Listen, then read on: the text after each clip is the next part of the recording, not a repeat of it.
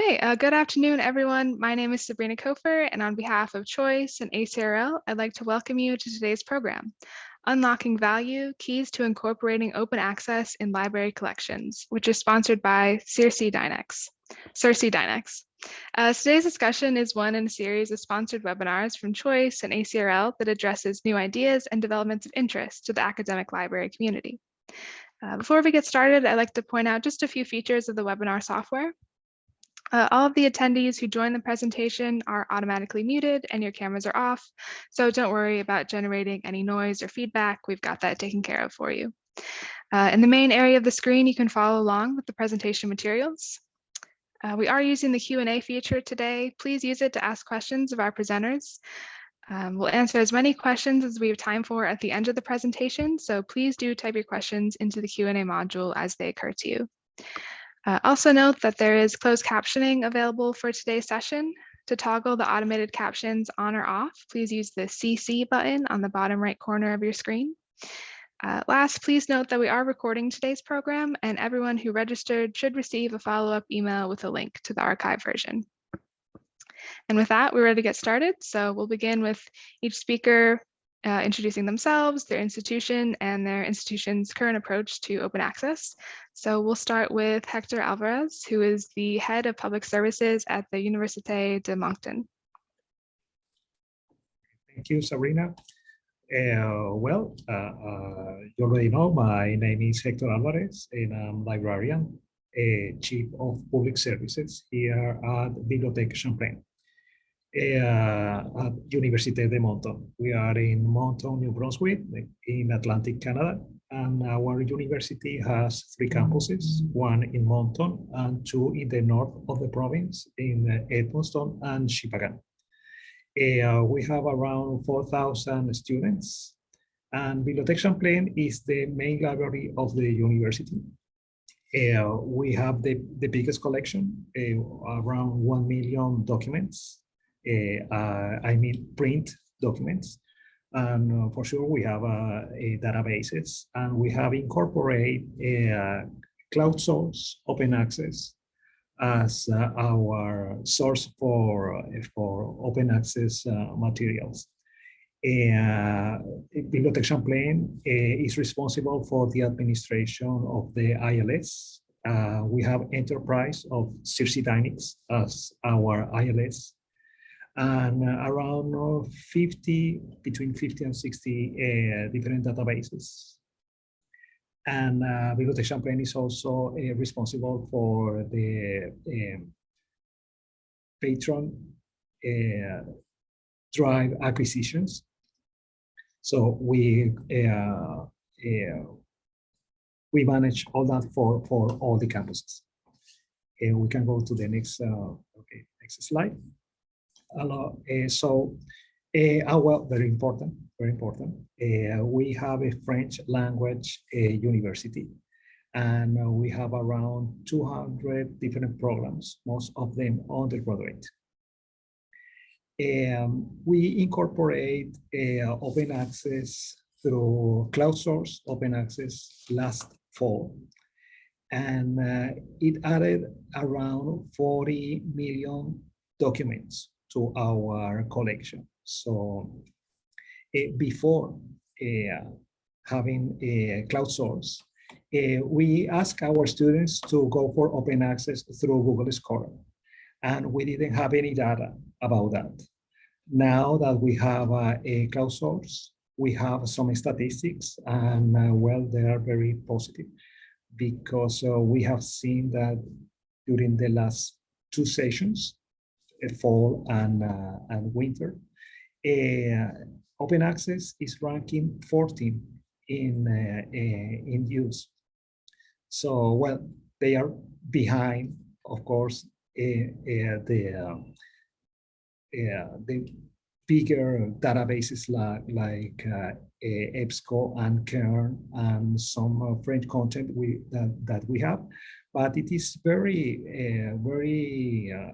positive, the reaction. I think that users are finding value in our open access collection. For us, it is very important that our students find French language materials in that collection. And it has been very positive too, because in that collection we have around 21,000 French books in open access. So we think that our users will find a lot of value in the collection.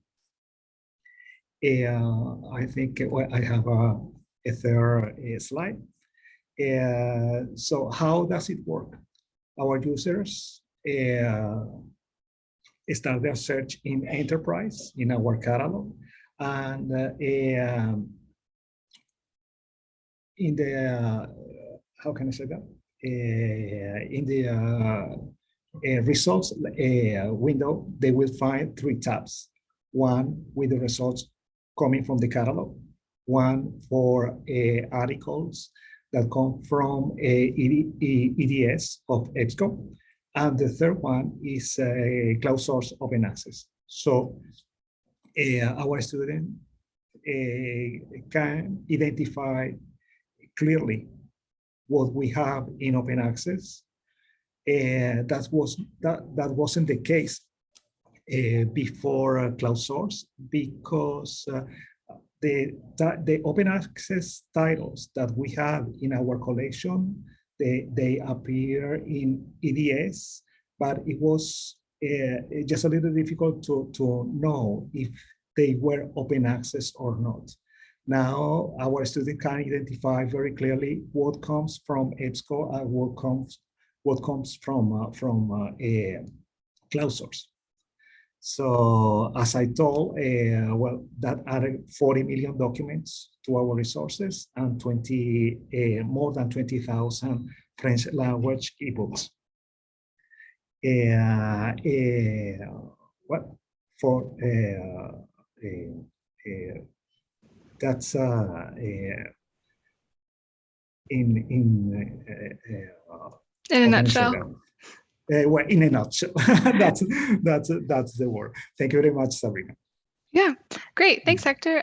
Sarah, would you like to introduce yourself and your institution? Sure, yeah. So I am Sarah Guy. I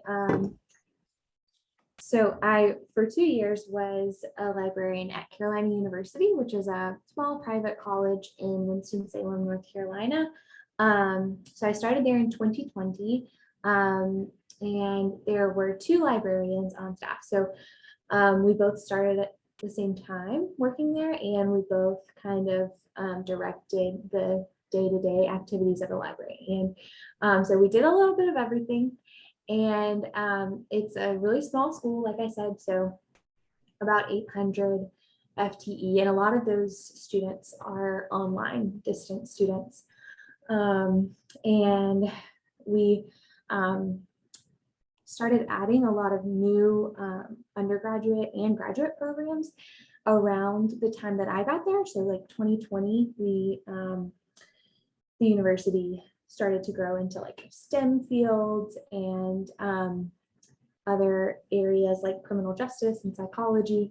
So the university was just growing really, really fast. And the librarians decided to try to use open access materials to kind of bolster our collection to help support those new programs that kind of all started at once. And so we used, or we started to use cloud source, similar to like Hector was talking about, integrating open access content into our discovery service. So we were still in the process of implementing cloud source when I actually left Carolina University to start a new job here at Appalachian State University in Boone. So I, about a week ago, started as the e-resources librarian here. So I'm still going to have lots of things to do with open access and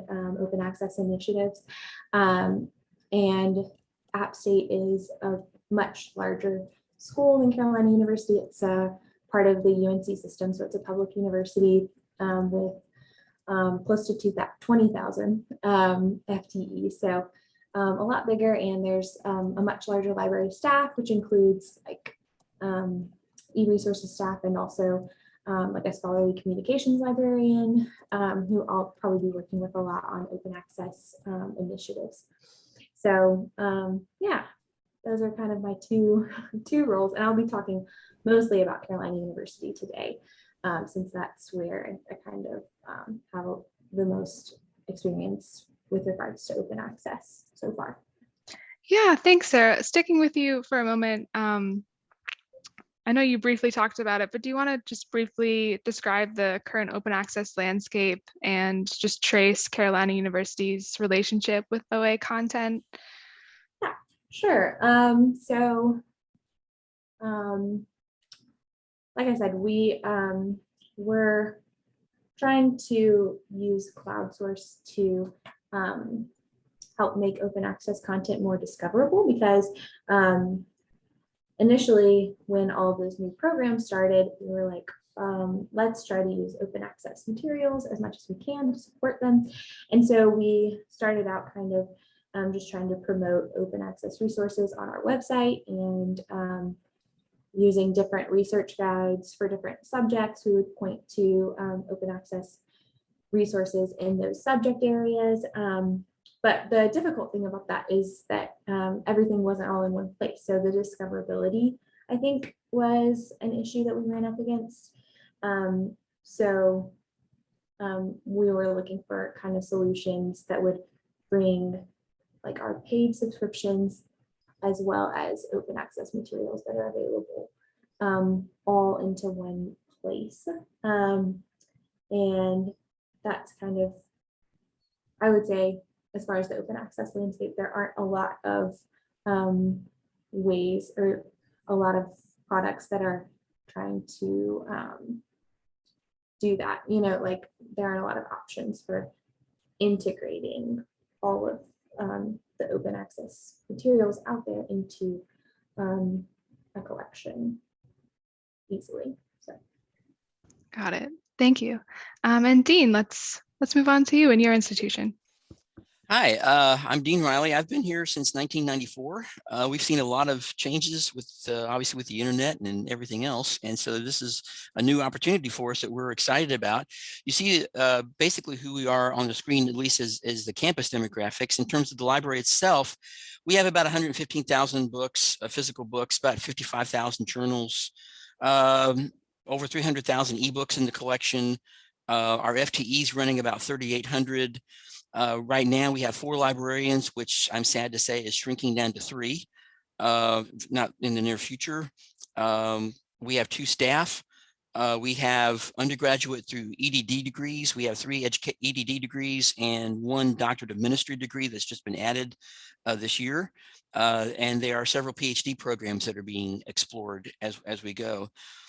For us, we were trying to figure out, I was trying to figure out how to get open access into our climate, and have been talking with the faculty administration for several years, about 2 to 3 years, and was really running up against a brick wall until I just, at least for us, I discovered CloudSource, and that was something that I thought was going to be productive and make things a lot more discoverable. That's the word Sarah used, and I agree with it completely.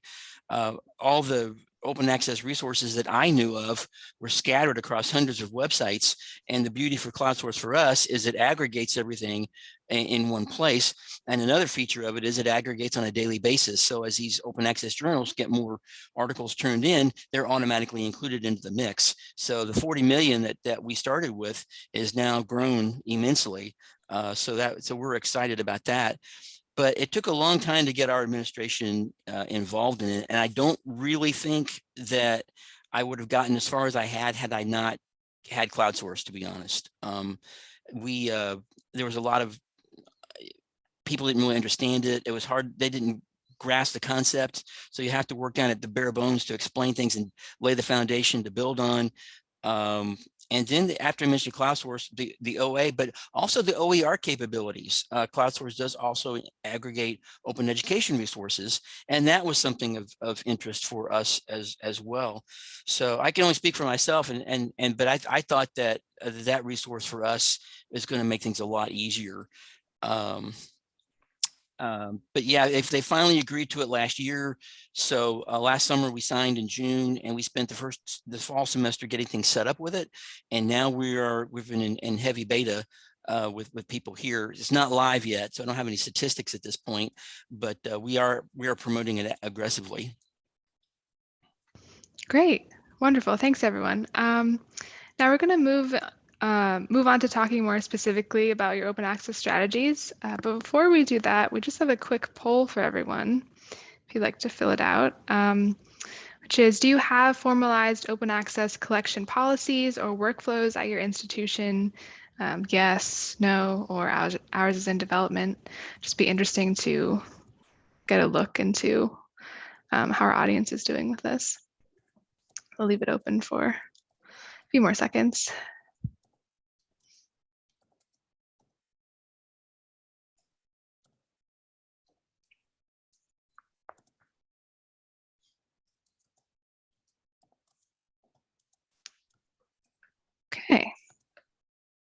Okay, interesting. So majority, about 65%, say no, you don't have formalized OA policies.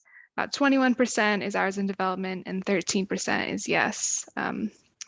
So, okay, interesting. Great. Okay, so Hector, I'm going to jump back to you. Because many of your university students speak French, as you mentioned, you have sort of a unique situation where the priority lies in finding OA materials that are in the French language. So could you talk about your institution's current open access collection policies and maybe how that language aspect influences those policies?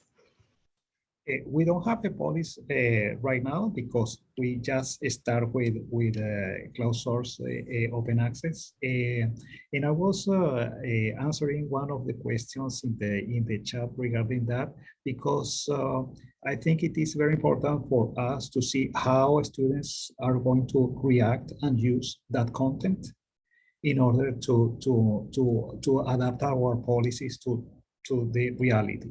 What happens with other databases? Students are going to search in French first, especially in our French databases.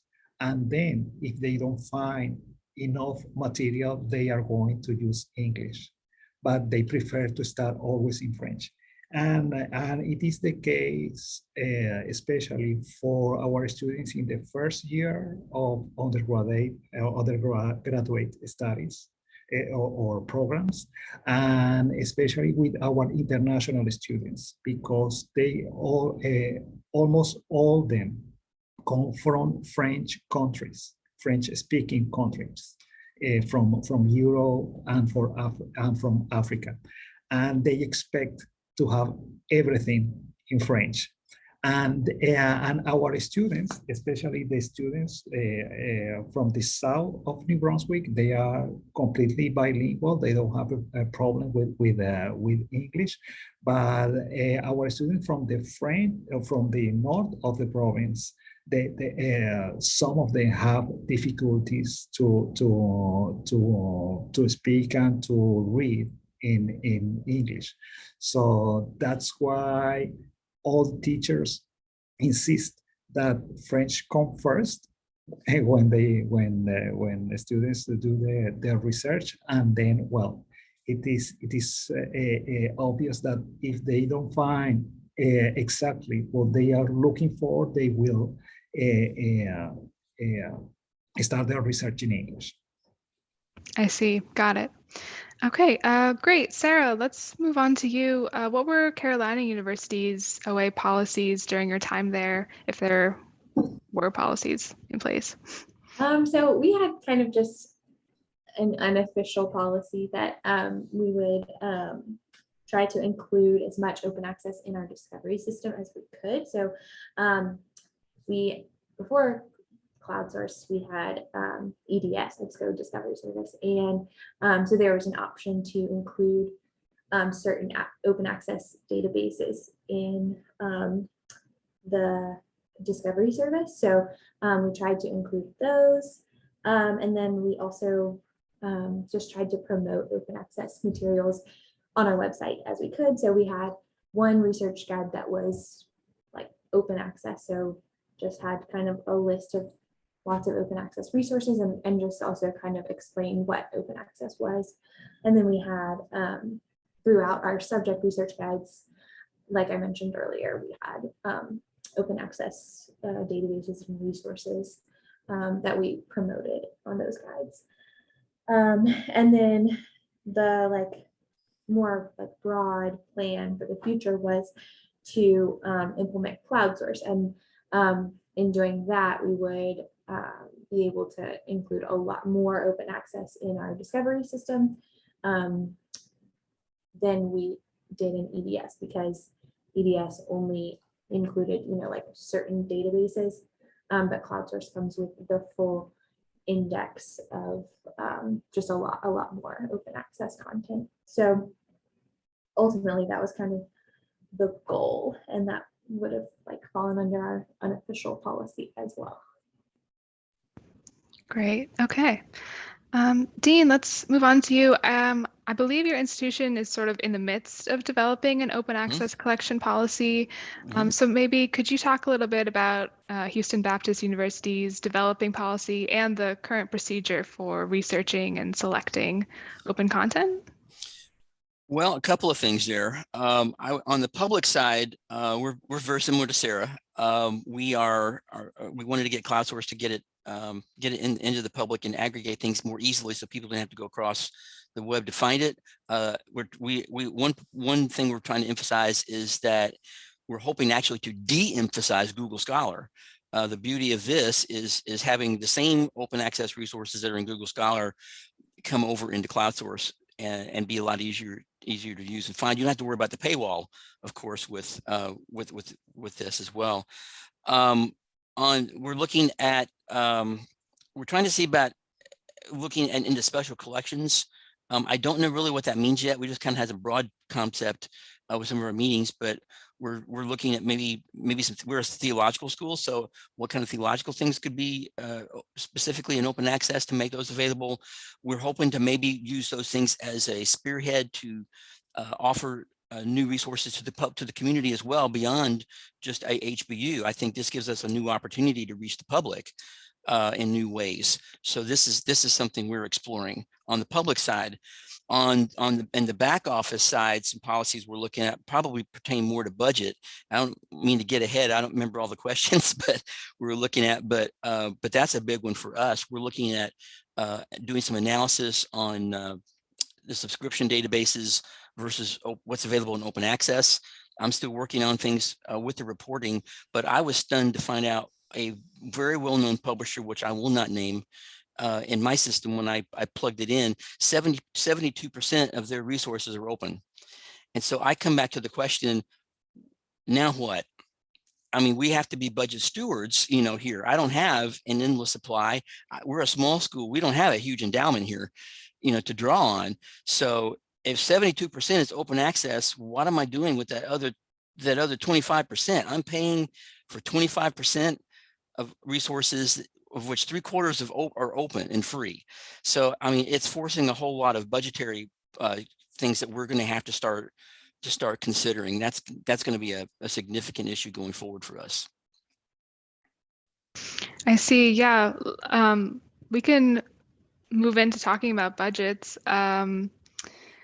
Hector, I believe that you have your administration supported open access content pretty strongly. So do you want to talk about, do you have a budget set aside for OA content? How does that work at your institution? Well, I don't have all the details because the budget is our library director is the person who really manage all the budget details. I know that we have this budget for cloud source open access, And other than that, I don't think we have another budget to other kind of open access initiative. For the time being, we are paying for cloud source, and that's it. Got it. Yeah, Sarah, I believe that Carolina University did not have a budget set aside for open access. But maybe could you talk about how open access content still helped you save on budget and expand your collection? Sure. So that's right. We did not have any budget set aside for open access, but we did like plan to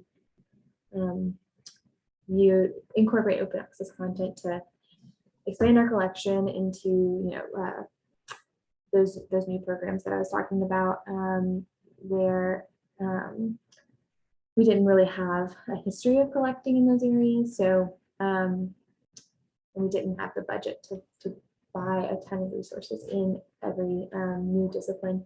So yeah, that helped us to avoid getting a whole lot of new paid subscriptions, and to expand our collection at the same time. I see.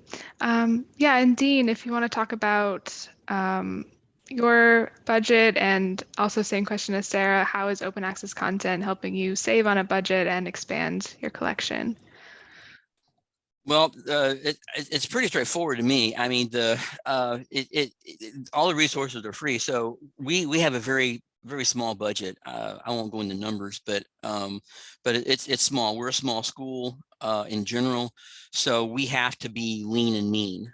And I like the option that if I get in a pinch, I know that I still have open access resources that we can get to, and that is probably going to be cloud source is probably going to be one of the top 5 resources we absolutely have to protect.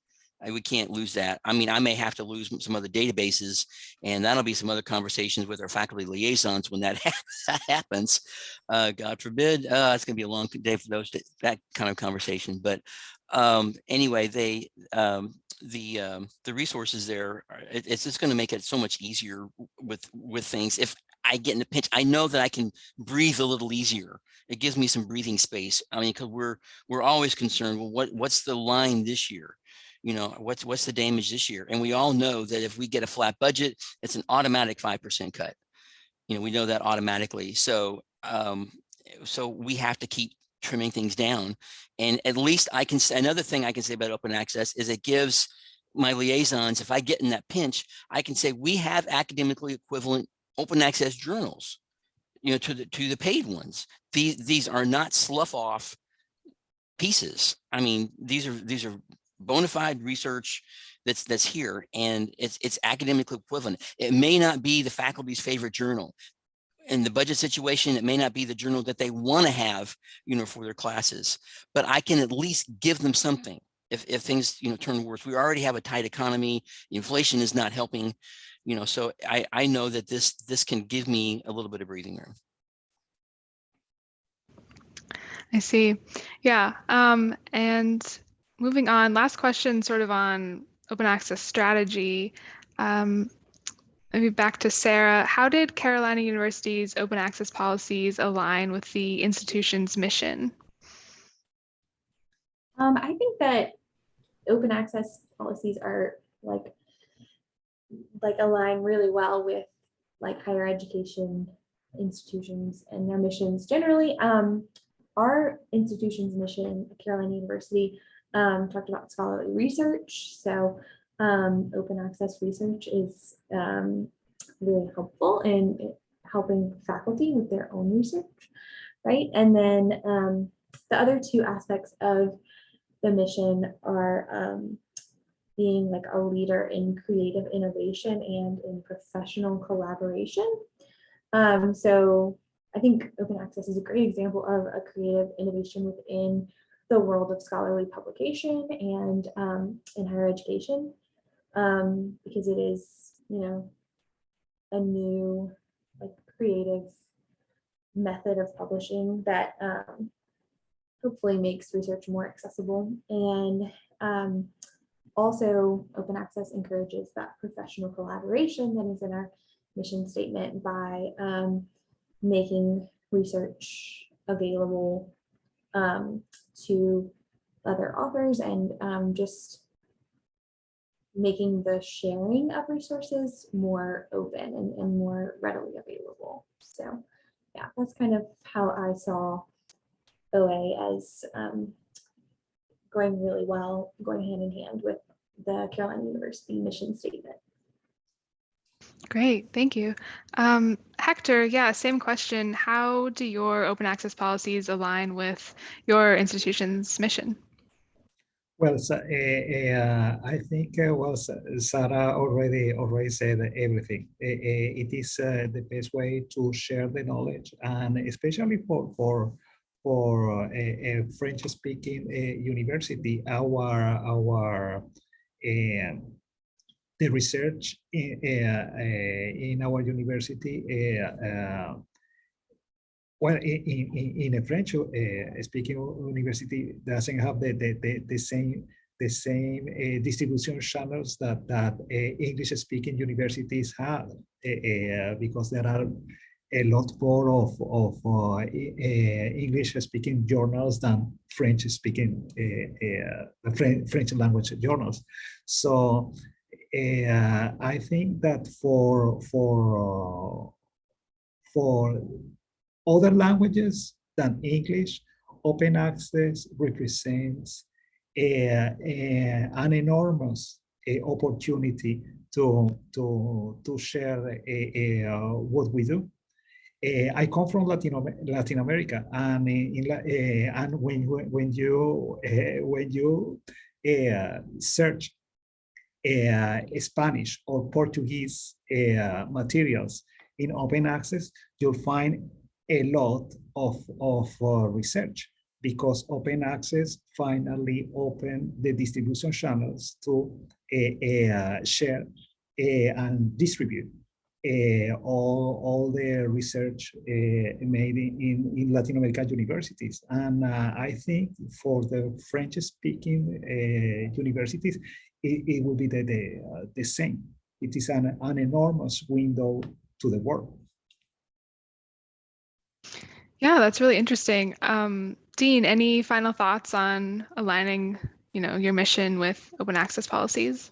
Yeah, ours, like most, I think ours fits in very well. The mission statement of the university talks about learning experiences that instills, passion, academic excellence, spiritual and professional excellence. And you can't be a show professional excellence if you don't know all the literature that's out there. If you aren't aware of open access resources, you're chopping off a part of the academic experience and the professional skills that you're going to need going forward. When our students graduate, this gives them an opportunity to show further skills in these things. And that's one thing I'm excited about with this, is it gives a new opportunity for us to reach alumni. We don't have a lot of opportunities to reach alumni. We don't have a lot of things that we can give them, really. I mean, we can come and check out books and that kind of thing, but this is actually something I can give them and share after they graduate. And we had a guy who asked a question about access, and he had MD on his footer. He was a graduate from here and had gone on to get his MD. And I could come back to him and say, hey, now I've got something for you. He was asking an alumni question. And I said, well, come back in a few months, we get this set up and I can show you something. And now I can actually give him some things that continue the experience going forward. This isn't just for now. These skills are going to transcend forward, and we can extend the mission of the university even after they graduate. So that's one thing I'm excited about with open access. Yeah, that's great. Great. Okay, so we're going to move on into talking about working with students and faculty. And before that, we have one more poll for everyone. which is rate your current discovery services around open access, very good, moderate, or poor. I just thought it'd be interesting to get a gauge on how everyone's doing with their discovery services. So give it a few seconds here.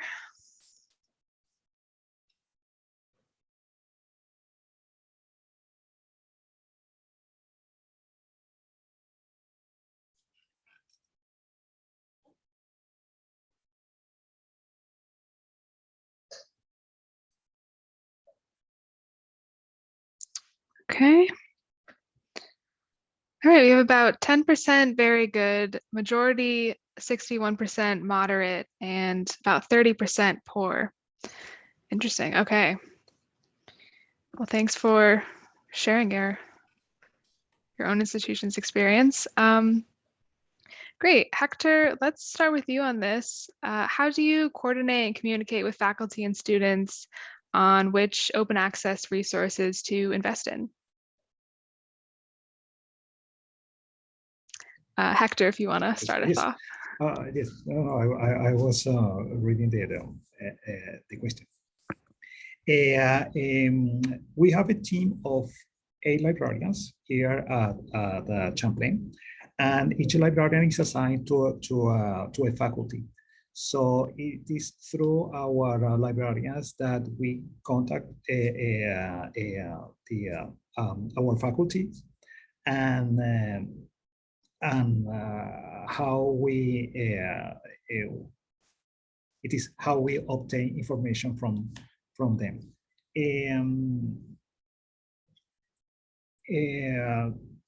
Regarding open access, well, our librarian also, how can I say that? They are responsible for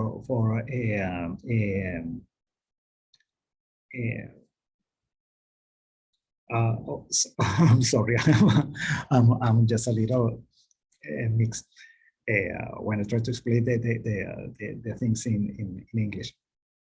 They are responsible for library presentations and library information to our students, and that's how we promote well all our resources. I don't know if that answers all the question.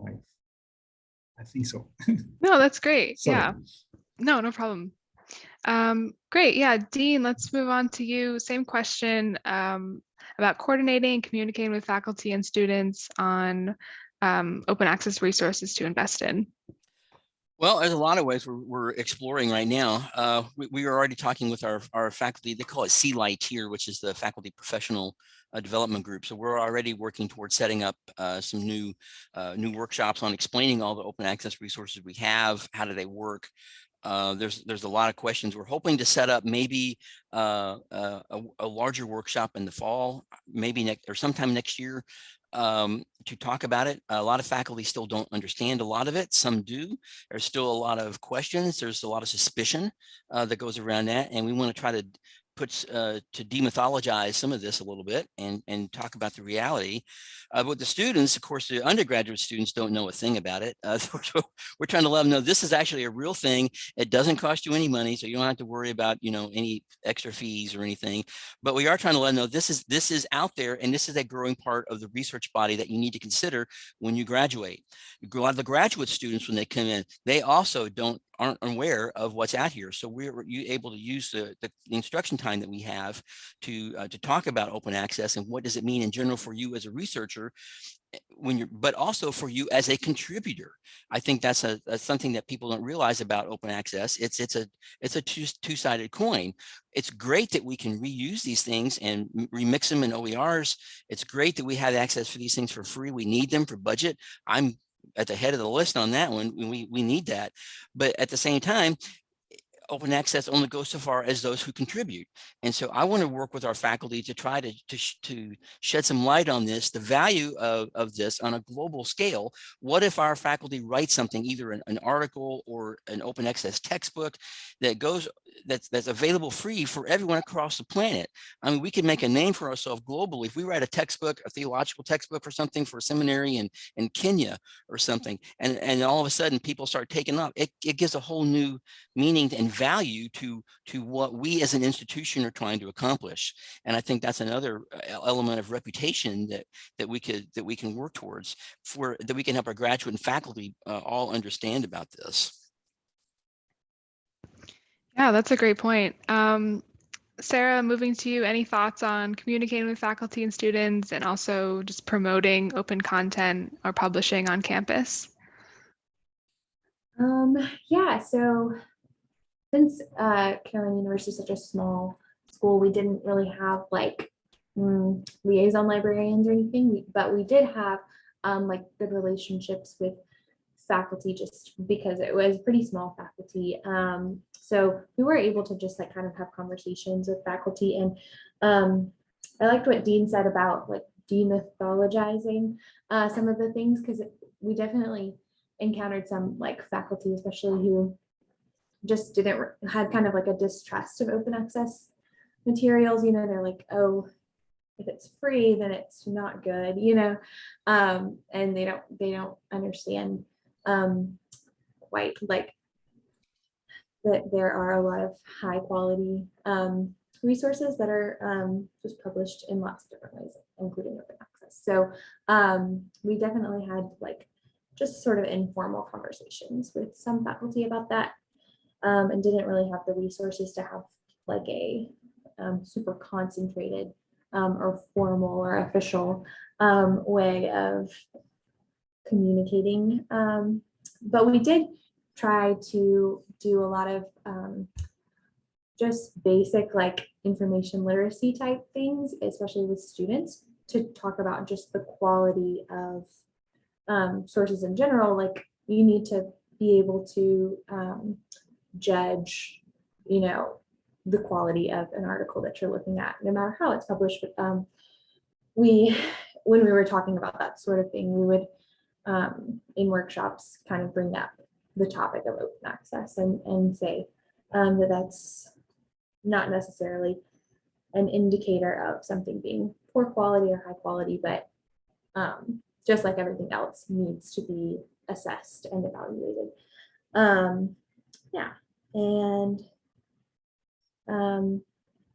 I guess the other question about promoting open content and publishing on campus, we didn't really do a lot of promoting open content publishing, but again, we kind of on a like one-on-one basis were available for consultations about that. So like I remember one PhD student who came into the library and was like asking about getting published, and had heard of open access but wasn't really sure what it was or what to do about it. So I was able to like have a consultation with him and talk him through kind of what he was thinking about and explain some of the like open access options that were available to him. So yeah, pretty informal, I would say. Great, thanks. Yeah, I think we're going to move into our last major topic now, which is looking ahead. So Dean, let's go back to you.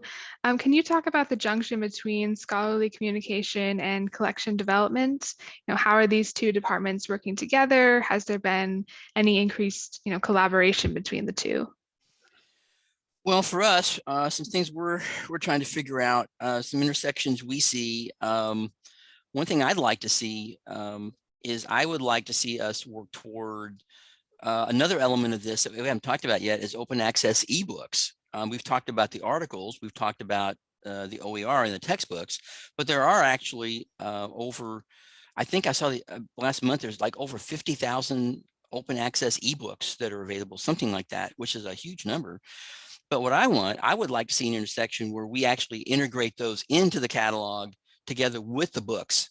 I would rather not have them on a separate platform. I want people to see that the quality is just as good as the regular books that we have. And if they have to keep going to different places or different tabs and things, that makes it a bit more complicated. So I want them to be seen on even footing is something I'm thinking about.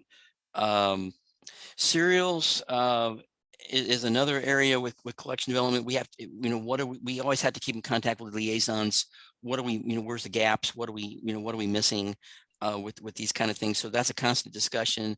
I am working on trying to get a list of as many ideas of lists of journal titles to give people an idea of what all's out there. I don't think the faculty really have a clue what journal titles are out there, the processes that are involved, that they really are vetted, and they go through a process. The serials, what I talked about a little bit earlier, that's a big one with intersection, is just the overlap analysis. And when things like that happen, we're going to have some serious conversations with our liaisons to get the right sources. And as things get tighter, we're going to have some more critical thinking skills on our own that we're going to have to develop on what is valuable, what can we get, what do we have to have. This is satisfactory. It may not be what I want, and I really don't like the word satisfice, but it almost may, because of budget situations and tightness, it may have to be this is as good as we're going to get. And I don't like saying that, but I want to think about some other options before things get that desperate. But those are some ways that I can see a couple of things. We used to do our own original cataloging of theses.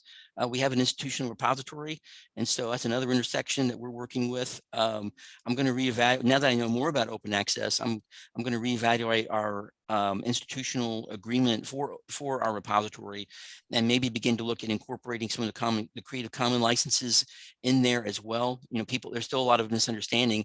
You still own copyright, but there's different ways that you can allow usage with those licenses. You can still say no derivatives. You can still say no commercial value, on this work. You still attribute it to the author, and those kind of things. And from there, so, but the whole thing is a combination of scholarly stewardship as well as financial stewardship, really all kind of coalescing in this, to me, and a whole new level. Yeah, definitely. I think just looking at the time, we're going to move into our final question, which are, what are your tips for other institutions that want to implement an OA strategy? So Hector, let's start with you. Okay, my advice is, on my suggestion, is just jump in. 10 years ago, you could ignore open access and just say, well, it is not, it is free, so it is not good quality, and maybe it's not going to be a very big phenomenon. And now you see that open access is everywhere, because universities have to back a publication in open access. Here in Canada, well, it is the law.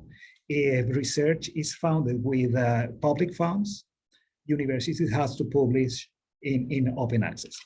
And the very good thing for us is that now we can see if our students are using that, and what the numbers are going to tell us.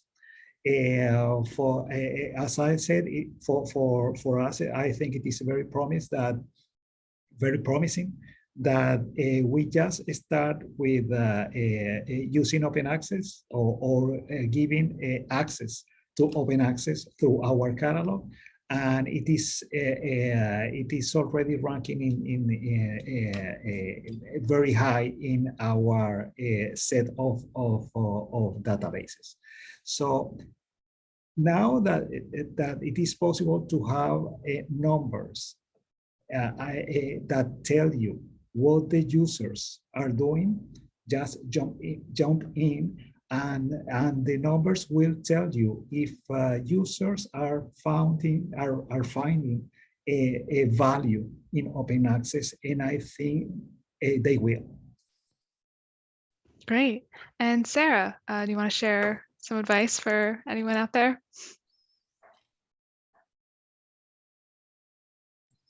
Sorry, I had to unmute myself. I would definitely just echo what Hector said, just jump in and try different things, because the same thing isn't going to work everywhere. There's no one size fits all approach, right? So don't be afraid to just try different things and see what works in your context. and try to just like have conversations with people around the university, just like informal conversations with faculty, I think can go a really long way to just helping kind of like spread the word and like connect people with just the idea of open access and just get people thinking about it, so that when you are implementing something like a cloud source or a open access initiative, people will have some kind of context of what you're talking about. You know, if you kind of start talking about it just informally. Yeah, and then maybe look for resources that are available. Like we have in North Carolina something called NC Live, and they have their own like open education initiative, Open Education North Carolina. So maybe look at your state or your kind of local other universities or libraries that are near you and see what they're doing and see if you can partner with them in any way or if they can help you. I think that's another good resource usually. Great, thank you. And Dean, do you want to wrap up with some final tips for our attendees? Sure. Let me frame this context a little bit by 4 quick sentences about our priorities and how I'm addressing things. For me, the first thing is understanding the value and the benefits of OER and what they can bring. You're going to need to know that as you make your arguments, because number 2 is publicize. We got to talk about it regularly so people understand what it is, what's involved. Third priority for me is working with those who handle the statistics. That's going to be important going forward, knowing what you have, how it's being used, the overlap with open access. Fourth priority for me, especially if you're going to get your professors to write, is we're going to have to explore funding options. And that's going to be a whole other conversation, maybe starting financial consortia or something to, for small schools especially, to figure out how we can help our professors pay. I say all that because my tips would be, as I've kind of gotten a hint of already, is be patient. This is a long process. It's not going to happen overnight. You're going to find interference. You're going to find disagreement, misunderstanding. Sometimes people they're adamant on how they want to do things and they don't have any interest in it. So you're going to have to find your friends and move forward. I would say be brave. Try to see beyond the obvious. Sure, these things can save money, but there's other issues involved here. Open access can affect faculty recruitment in the future. The younger guys, these younger faculty coming up are writing in open access, and we need to have a platform ready to go for faculty recruitment. That's going to be a big issue in the future, I think, as more and more people start writing these things. I would say be creative. This is going to have new opportunities to establish new relationships. We haven't even talked about the bookstore. And a new relationship we're developing with our bookstore. Of course, the administration and working with them. This is a new opportunity to work with alumni, kind of something that I've just talked about a little bit ago. Another tip is for me that I'm working on is using the RSS feeds to find out about open access trends. What's happening out there? There may be some new ideas that come along that I haven't thought of yet. I would say get certification. I just went through the Texas OER certification program. I know that the Open Education Network has a 10-week certification that I'm looking at in the fall. And also there's a Creative Commons organization. They have a certification program as well. I think it's like $500, that's going to start sometime in the fall as well. Very, very affordable on that thing. And lastly, I would say is be excited. I mean, this is a great opportunity to show our skills. We're going to have a lot of disagreement and conversations for sure, but this is really a good opportunity to show our capabilities, the skills that we have as librarians to organize, how we can bring these new resources in together and add some excitement to research and new resources that people have never had before. Awesome, great. We have a few minutes to get a couple questions in. I'm noticing a couple questions about getting over suspicions from faculty or just general faculty buy-in. So I don't know if anyone in particular wants to comment on overcoming that and how they've approached that. smile a lot. It's hard. There's a lot of people who want to. They're hanging on to the traditional methods. There's a lot of distrust on things that they don't know. So the way that they know is by us telling people. We take their open access resources, we show them these journals that say, here's the publishing policy for this journal. We're not just some fly-by-night thing, but how the journals actually work. And I don't really see a quick way around it, except, it's going to be a one-by-one process. It's a slow process, and that's why I've said be patient. We're not going to get a lot of converts overnight, but we have to lay the foundation first. And all it takes is one. I've got one business faculty who's just started using OER textbooks. I've got one. So now I've got one convert. So now I can use him, and we can try to take something and go forward to build forward with us together moving forward.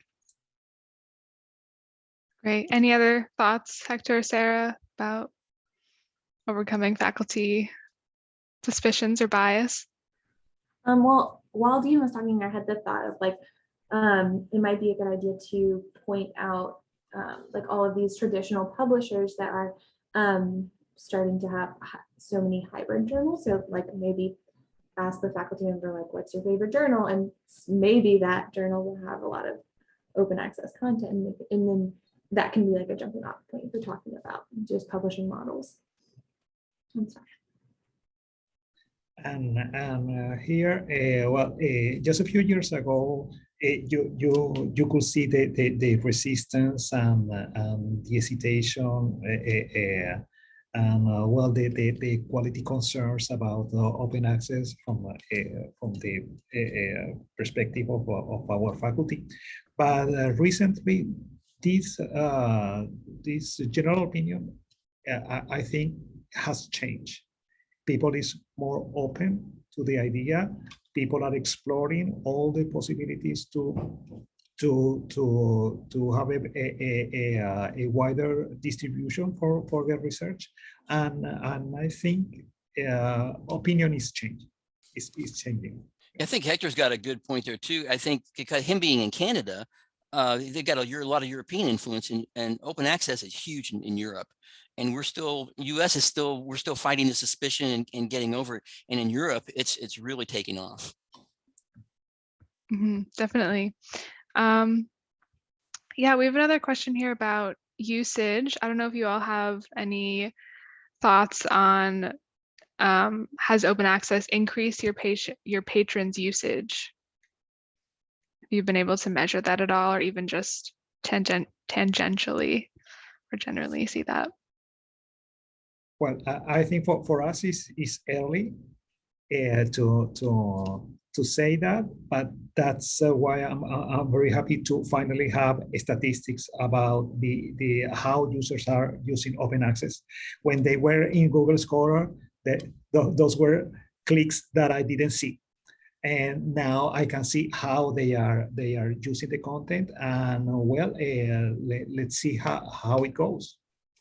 And we can take that and compare with all the other things that we've got with it. Now that we actually have statistics, we can compare subscriptions versus the open access and get some real data. Yeah, definitely. Let's see. We have a quick question for Sarah. Did Carolina University include OA content in their discovery tool prior to going with CSOA?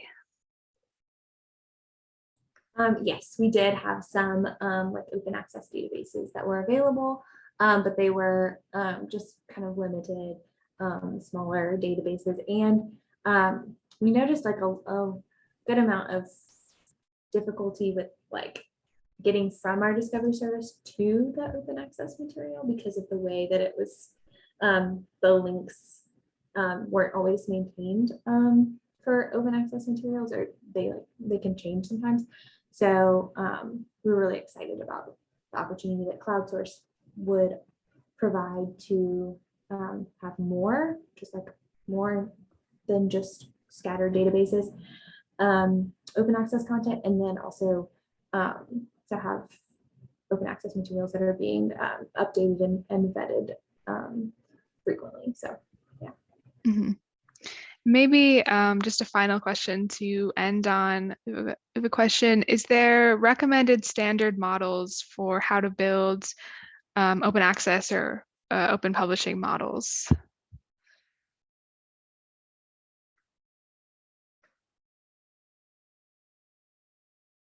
Maybe any resources to start with, if anyone has any thoughts on that.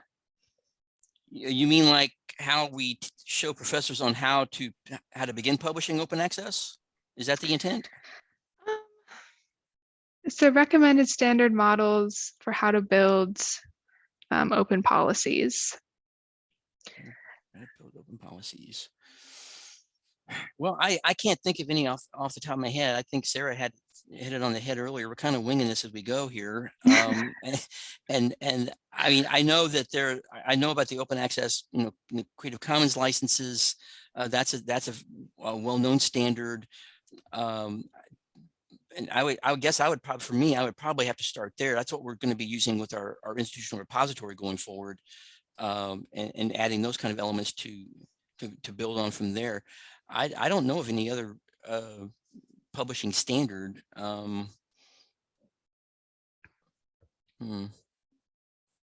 Yeah, it's okay. We think about that. Yeah, just so attendees know, we'll also have a saved transcript of all these questions, so you can follow up with attendees if needed. And it looks like we're at the end of the hour, so thank you so much to Dean, Sarah, and Hector for taking the time to present for us today, and thanks to our attendees for your questions and comments. I'd like to remind our viewers that we did record today's program, so be on the lookout for a follow-up email from Choice and ACRL with a link to the recording. Also, if you have a few minutes after the presentation to fill out a brief survey, we'd really appreciate it. So thanks again to all of you out there for joining us. We really hope you learned something new from the session, and we hope to see you again in the near future on another webinar.